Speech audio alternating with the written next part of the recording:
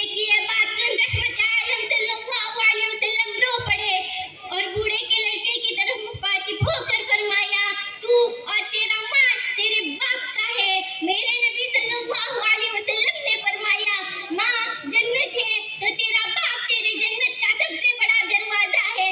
اگر تو نے اپنے باپ کو ناراض کر کے موت پائی تو تیرے لیے جنت کا دروازہ کھل نہ سکے گا. یہ باپ کا مقام ہے. اللہ نے جن لوگوں کو والدین کی نعمت سے نوازا ہے تو اس نعمت کی قدر کرو.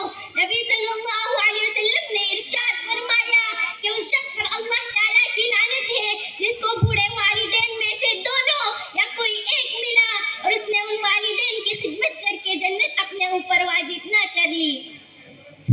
عطا کر ہمارے ماں باپ کو عمر دراز اے اللہ.